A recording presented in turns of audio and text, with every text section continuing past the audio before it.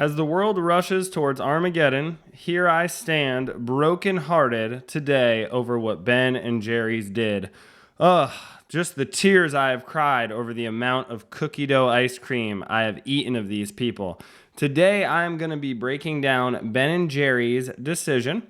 Ben and Jerry's has decided, in all their glory and pomp and wokeness, that they will end the sale of ice cream, their ice cream, in the occupied Palestinian territories. So let's break that down. And the reason I'm breaking it down, if it were just about ice cream, I would probably leave it as is. But the reason I feel like I should make a quick video about this, this is a tweet from U.S. Congresswoman Cori Bush. She says, "I know where I'm getting my ice cream today," and she's supporting this. There is a huge trend, specifically in our government, of anti-Semitism. Some people will call this anti-Zionism, which is like anti-Semitism light. And so basically I wanted to break down this decision today. They said, Ben and Jerry's put out a statement that it's not in line with their values, and they're upfront. They say our values are liberal. It's not up, with our liberal values to sell ice cream. They believe Israel is occupying these Palestinian territories illegally, and that they are, obviously racist towards Palestinians. They're taking their land. They're, giving them unfair housing deals and all sorts of things. And I'm not saying Israel is perfect. No government is perfect. I'm not defending any sort of inequity. I'm just talking about the anti-Semitism. We have to remember, especially in America, Israel is our ally in the Middle East, our ally. If you look over there, there's not too many allies like Israel. And so I just did a little digging, and I wanted to answer a few questions, which is, if this is so important to Ben and Jerry's, right?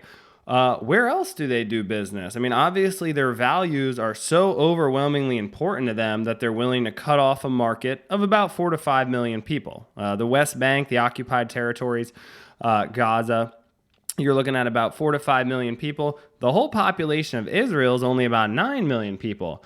Much to my shock, this is what I found.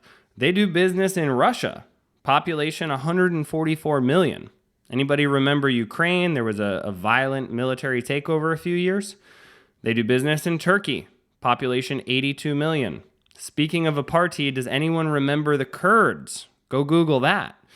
They do business in the United Arab Emirates, population 9.7 million.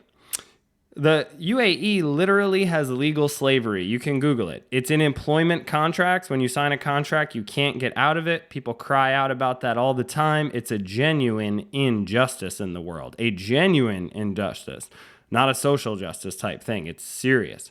Also, they claim they're in line with liberal values. Well, if you look up the United Arab Emirates Penal Code, Section 356, literal jail time, minimum 1 year for any LGBTQ behavior. So I'm sure they'll be, getting out of this market immediately.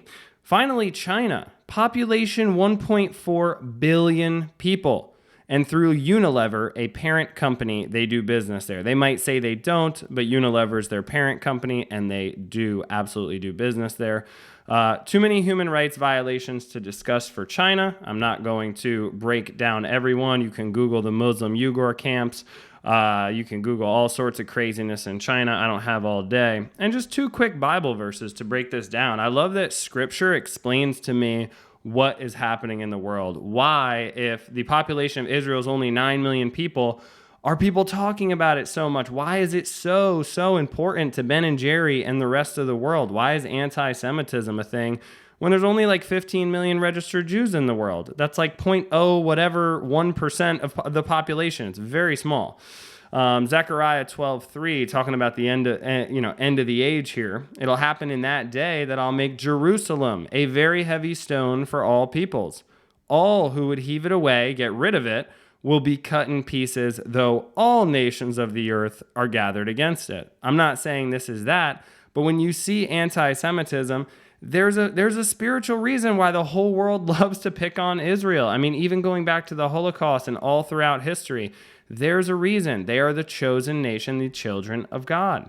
Matthew 24:7, Jesus is talking about the end of the age. He says, nation will rise against nation and kingdom against kingdom. Well, that word for nation is ethnos against ethnos. Beloved, open your eyes.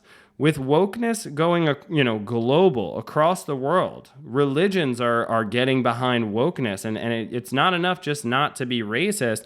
You have to be anti-racist now. How do you think a Jewish state is going to fare? How do you think they're going to do? It is a Jewish state for the Jewish people that they got after the Jewish Holocaust. They're not going to do good as the religion of woke spreads.